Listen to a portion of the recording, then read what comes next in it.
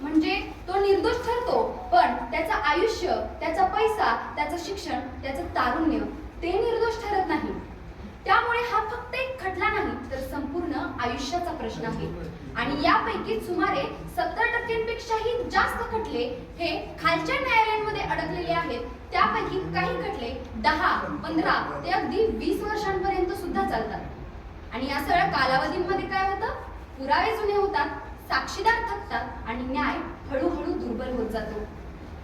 मित्रांनो, आज under trial कैद्यांपैकी सुमारे 65% कैदी हे अजून दोषी ठरलेले नाहीत आणि त्यांना वर्षानुवर्षे तुरुंगात राहावं लागतं. त्यांचं स्वातंत्र्य हिरावून घेतलं जातं, त्यांचं कुटुंब उद्ध्वस्त होतं आणि त्यांची समाजात परतण्याची आशा कमी होते. हा विलंब आपल्याला फक्त प्रशासनाची कमजोरी दाखवत नाही, तर हा विलंब आपल्याला माणसाचा त्याच्या आयुष्याशी वाढत चाललेलं अंतरही दाखवतो. आदरणीय श्रोतेहो, आज न्यायालयाचं ओझं इतकं वाढलेलं आहे की त्या दबावाखाली सामान्य माणूस हा थकतो, घाबरतो आणि अनेक वेळा हार देखील मानतो. कागदपत्र, पैसा, खर्च हे सगळं महत्वाचं आहे, पण या सगळ्यामध्ये मानव केंद्रित न्याय हा कुठेतरी हरवत चाललेला आहे.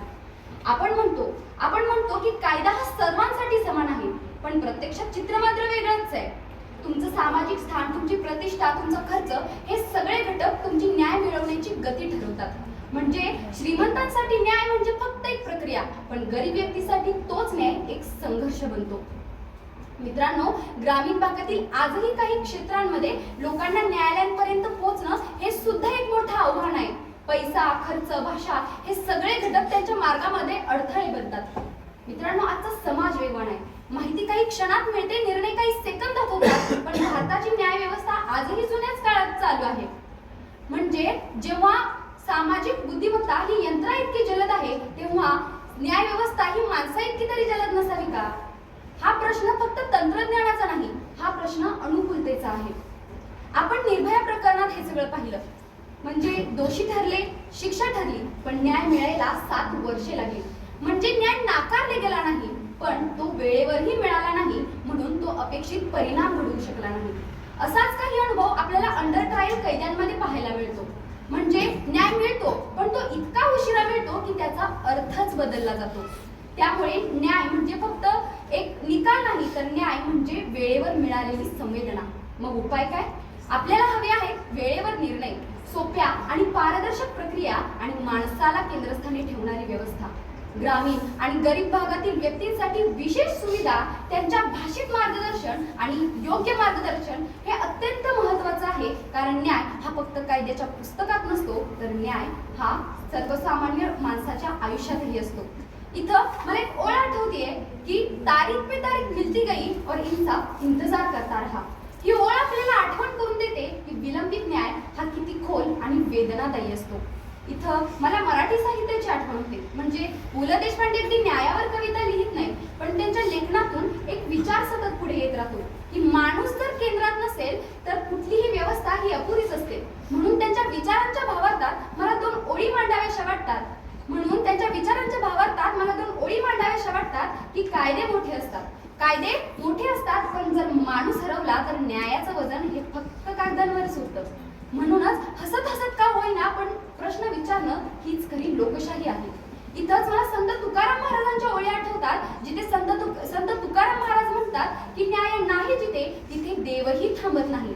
म्हणजेच संत तुकारामांच्या ओळीतून आपल्याला हे समजतं की न्याय म्हणजे फक्त एक सरकारी जबाबदारी नाही, तर न्याय म्हणजे एक सामाजिक मूल्य आहे.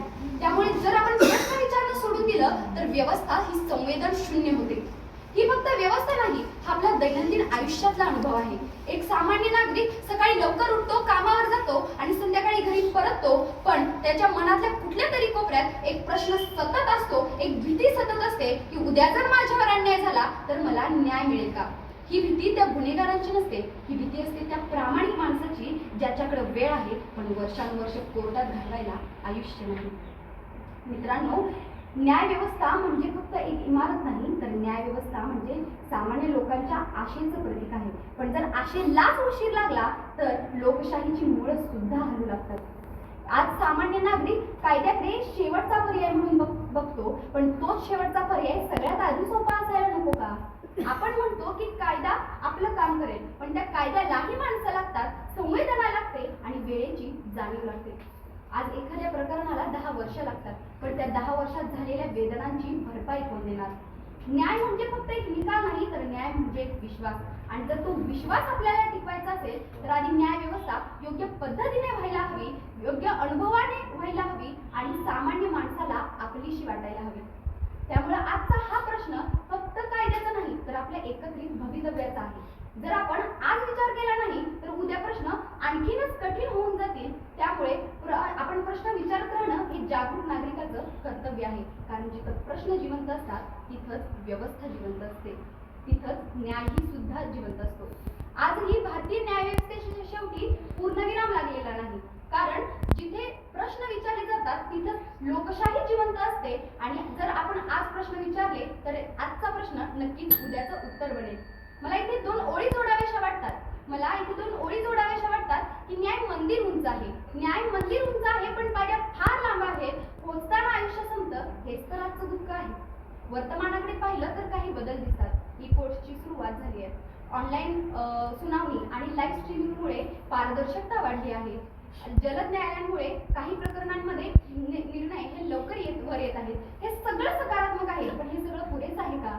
आजही ग्रामीण भागातील लोक न्यायालयांपासून दूर आहेत. आजही अंडर ट्रायल कैदी हे तुरुंगात बंद आहेत. आणि आजही एक सामान्य नागरिक विचारतोय की न्याय हा माझ्यासाठी आहे का फक्त पुस्तकांसाठी?